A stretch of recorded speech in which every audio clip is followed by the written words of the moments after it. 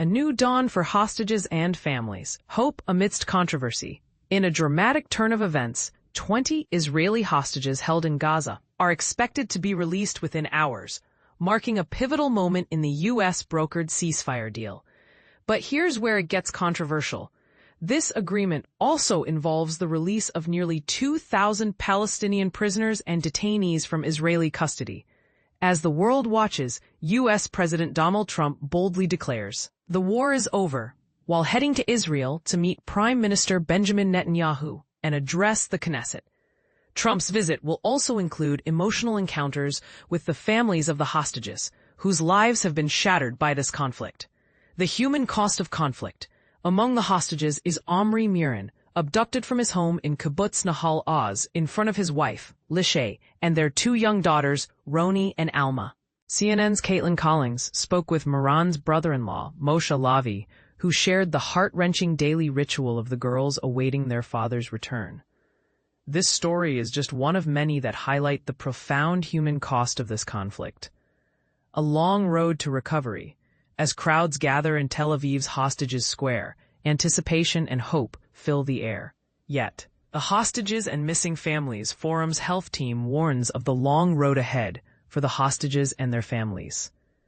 After enduring 2 years of inhumane conditions, starvation, lack of medical care, isolation, violence, and abuse, these individuals need more than just physical care. They need to reclaim their identities as people, not as hostages. And this is the part most people miss. The psychological and emotional scars that will take years to heal. No room for propaganda. In a significant departure from previous exchanges, Shosh Bedroshin, a spokesperson for Israel's Prime Minister's office, assures that there will be no Hamas propaganda or sick displays during the release. Instead, the hostages will be handed over to the Red Cross and transported in 6 to 8 vehicles, ensuring dignity and respect.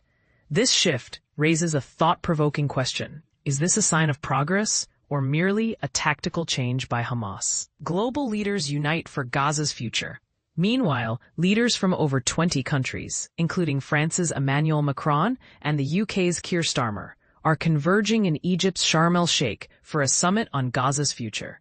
The UK has pledged £20 million, $26 million in aid, signaling a commitment to rebuilding and peace. But will this summit truly pave the way for lasting peace, or is it just another diplomatic photo-op? The release process, a delicate operation. The release of hostages is expected to unfold in 3 batches, starting at 8 a.m. local time, 1 a.m. Eastern time. Families are making their way to Re'im, the designated reception point, with hearts filled with hope and anxiety.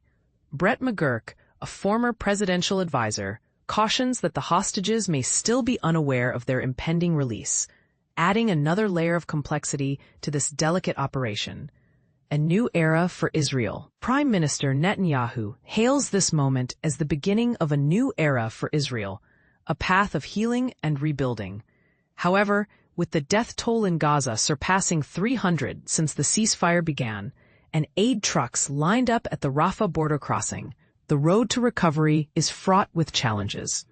Is this truly a new era, or just another chapter in a long-standing conflict? Questions that demand answers. As we witness this historic moment, we must ask, will this ceasefire hold, or is it merely a temporary pause in a deeper conflict?